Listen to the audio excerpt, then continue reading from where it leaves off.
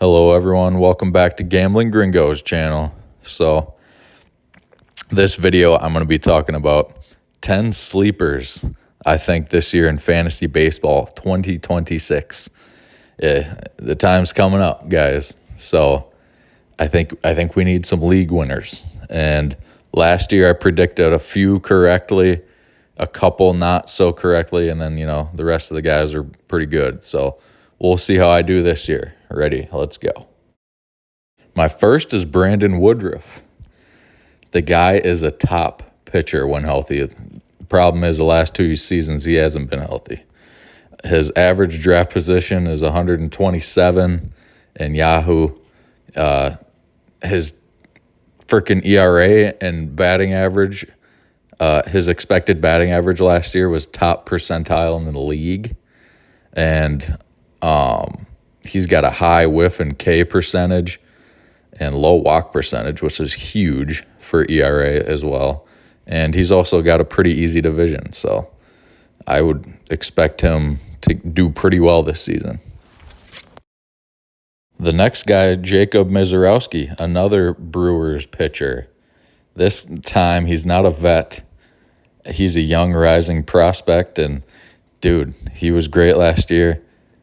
Went to the All-Star game. After the All-Star break, he was a little bit shaky, but, rookies will always go through growing pains. Not everyone can be Paul Skeens, The kid's going to be a monster. He throws gas, but he does need to work on his walks. His walks are pretty high. Whiff and K percentage, crazy. I'm sure he was working on his off speeds as well this offseason, so that'll be probably another extension of his game that's going to be good for him. Other than that, he's got great leg extension. He's super tall. And like I said about Woodruff, dude's in a mid-division. So we'll see how he does, but I think he's going to be a very good player. His average draft position is only 103, so you could get him 10th round or something. All right, first hitter, we've got Byron Buxton. He's around 87 ADP, so you can get him 8th round, 9th round. But obviously he needs to stay healthy, just like every single season with him. If he stays healthy, he's a top 10 player in the league. So, and he steals bases, he's speedy, hits for power. The team around him isn't the best, so he might not get too many RBIs, but he's got a decent on-base percentage as well. I mean, what more can you really ask for from a guy? The guy puts up numbers when he's in the game and actually healthy. So that's pretty much the only thing with him. If he's healthy, he's going to put up numbers for you and he's going to do well. So I could bash that through your head, but you can't just pick a guy, expecting him to get hurt. So he's a great pick, I promise. All right, we got Colson Montgomery too. He's around 166 ADP, about the 16th round. Dude's a young rising star. He put up crazy stats last year. He only had like 200 or something at bats, 21 home runs.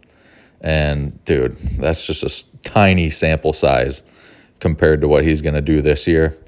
I don't know. He might get a little sophomore slump. We'll see. But he's hitting in the middle of that lineup, obviously. Not a great lineup, but he's going to get some RBI opportunities with that. He needs to work on his strikeouts, and I don't know.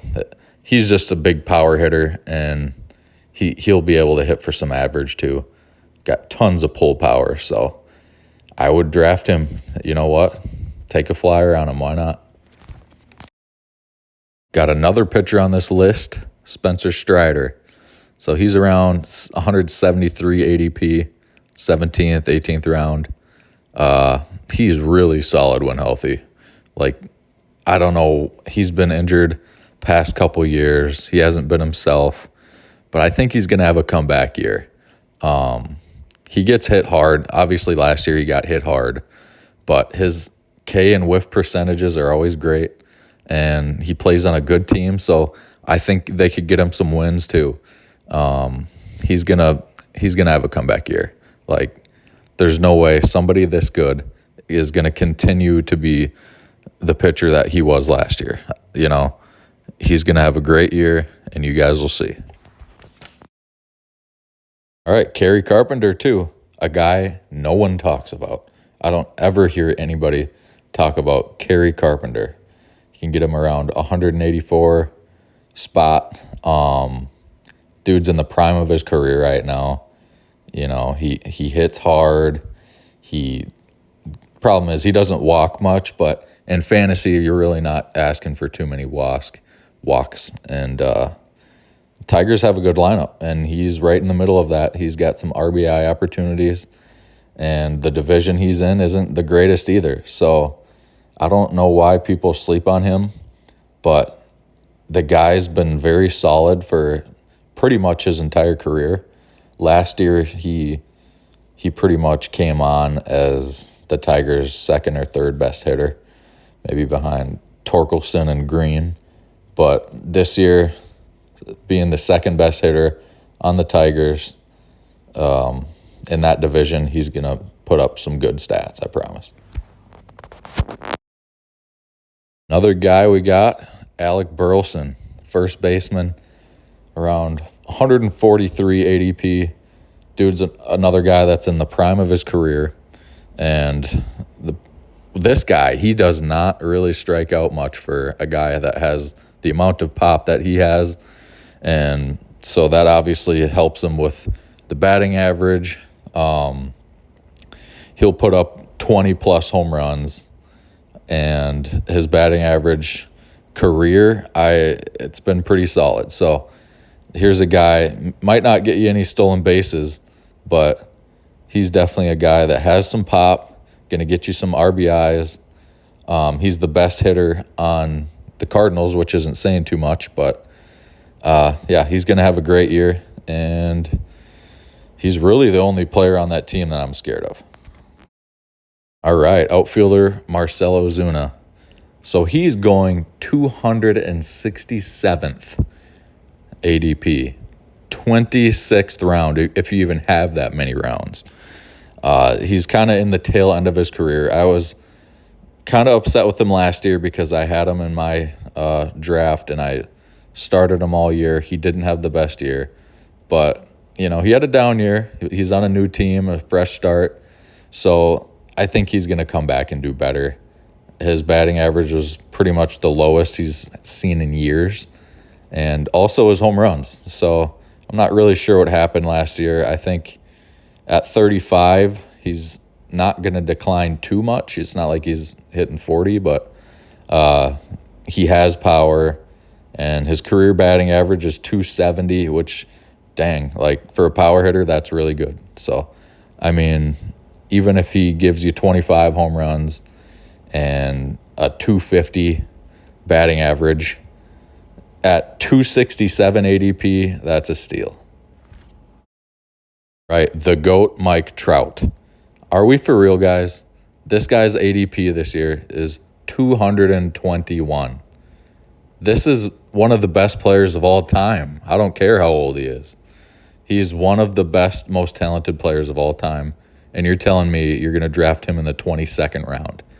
Like, this kind of has me fired up. I get he's been injured. I get he's not going to, be healthy 100% and great whenever. He's not a guy that's going to play 162 games.